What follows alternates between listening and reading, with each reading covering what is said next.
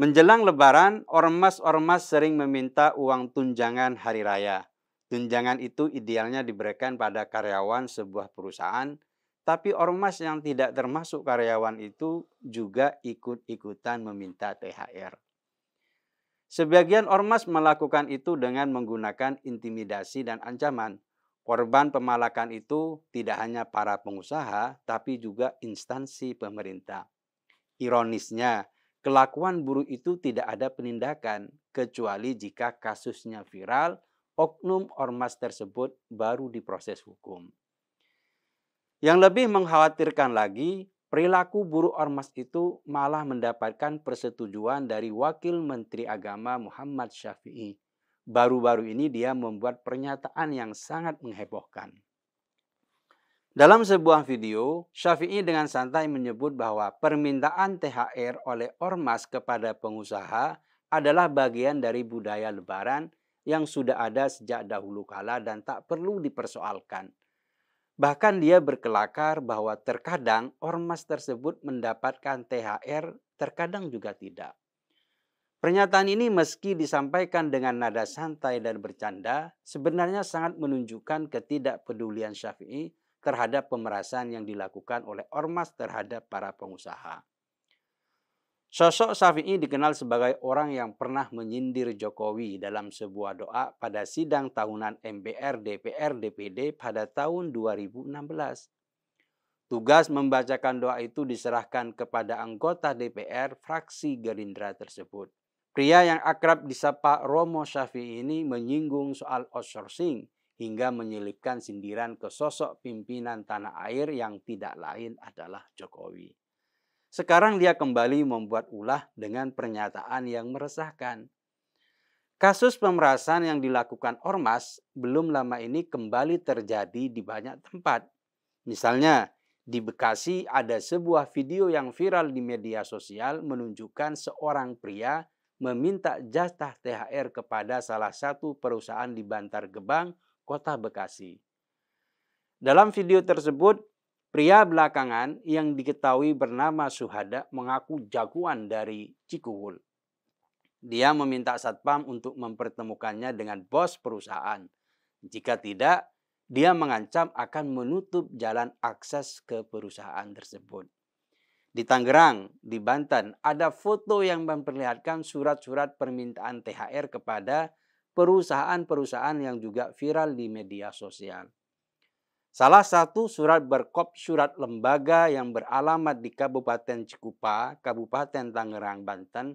Surat itu ditandatangani oleh ketua lembaga lengkap dengan tanda tangan dan stempel berwarna biru. Tulisannya begini, kami meminta kepada perusahaan dan pengusaha yang berada di lingkungan kami untuk sekiranya memberikan dana THR. Besar kecilnya pemberian akan kami terima dengan senang hati. Bunyi tulisan tersebut. Di Depok, Jawa Barat, beredar foto juga surat-surat permintaan THR dari 3 ormas kepada pemilik usaha. Salah satu surat menyebut ingin mengajukan partisipasi kebijakan hari raya untuk kegiatan sosial kontrol keamanan di wilayah Kelurahan Kedaung, Sawangan, Depok. Surat lainnya menyebut bantuan tersebut dibutuhkan dalam rangka pelaksanaan program yang bisa membantu aparat terkait dalam pengamanan di tempat-tempat yang rawan sebagai sosial kontrol dan kepedulian terhadap lingkungan sekitarnya. Perilaku meresahkan semacam itu semestinya dikecam, bukan malah mendapat pemakluman oleh pejabat pemerintah. Dengan menyebut bahwa meminta THR kepada pengusaha adalah budaya lebaran yang sudah ada sejak lama, Wamenak Syafi'i seolah-olah membenarkan praktek yang sebenarnya sudah sangat jelas sebagai bentuk pemaksaan.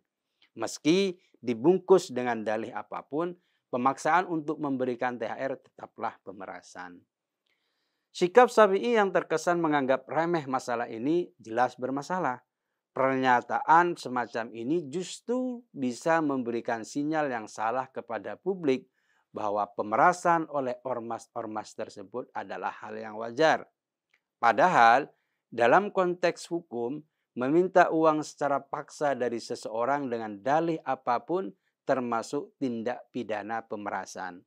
Oleh karena itu, sikap Wamenak yang santai terhadap fenomena ini jelas memperburuk citra pemerintah yang seharusnya tegas dalam menanggapi praktek-praktek yang merugikan. Lebih jauh lagi, pernyataan Wamenak ini menunjukkan adanya kelemahan dalam memahami fenomena sosial yang ada di masyarakat. Budaya Lebaran memang identik dengan tradisi berbagi, baik berupa pemberian THR maupun zakat. Tetapi itu hanya untuk mereka yang berhak. Ormas-ormas itu tidak termasuk di dalamnya. Oleh sebab itu, pernyataan Syafi'i itu jelas memprihatinkan. Pemerintah semestinya memberikan perlindungan terhadap masyarakat dari segala bentuk pemaksaan yang dilakukan oleh ormas-ormas tersebut, bukan malah menganggapnya sebagai hal yang biasa. Dalam banyak kasus, ormas-ormas tersebut memiliki kekuatan dan mereka seringkali menekan pengusaha kecil yang tidak memiliki daya tawar. Pengusaha yang sudah cukup mapan dalam hal ekonomi memilih untuk membayar guna menghindari masalah. Sementara pengusaha kecil atau mereka yang tidak memiliki sumber daya menjadi korban intimidasi dan ancaman. Budaya pungli yang dilakukan oleh ormas-ormas ini juga harus segera ditertibkan. Budaya pungli adalah masalah yang sangat merugikan, tidak hanya bagi pengusaha, tetapi juga bagi masyarakat secara keseluruhan. Praktek pungli ini membebani pengusaha yang harus merogoh kocek lebih dalam, bahkan terkadang melebihi kemampuan mereka. Itu terpaksa mereka lakukan hanya untuk menjaga kelangsungan usaha mereka. Namun bukan hanya masyarakat yang jadi korban, instansi pemerintah juga menjadi sasaran praktek pungli. Jika pungli dibiarkan terus-menerus, maka akan muncul persepsi bahwa pemerintah dan aparat hukum tidak mampu mengatasi masalah sosial itu. Hal itu tentu akan menggerogoti rasa keadilan dalam masyarakat. Oleh karena itu, penting bagi pemerintah untuk segera mengambil tindakan tegas terhadap organisasi yang terlibat dalam praktek pungli ini, agar mereka tidak semakin mengakar dan merusak struktur sosial. Kalau perlu, ormas meresahkan itu dibubarkan saja. Pernyataan Wamenak Syafi'i itu memperlihatkan ketidakpekaan terhadap dampak psikologis yang ditimbulkan dari tindakan tersebut. Pemilik usaha merasa tertekan untuk memberikan uang THR itu. Jika pemerintah yang seharusnya menjadi contoh dalam menegakkan hukum justru membiarkan tindakan pemerasan semacam ini, maka ormas-ormas tersebut akan semakin ugal-ugalan. Tentu kita tidak ingin melihat Indonesia menjadi surga bagi aksi pemerasan dan intimidasi oleh ormas. Semua pihak memang tidak boleh membiarkan aksi buruk itu terus terjadi. Pemerintah bisa mengevaluasi izin ormas tersebut, sementara aparat hukum harus berani menindak ormas yang berperilaku sebagai preman.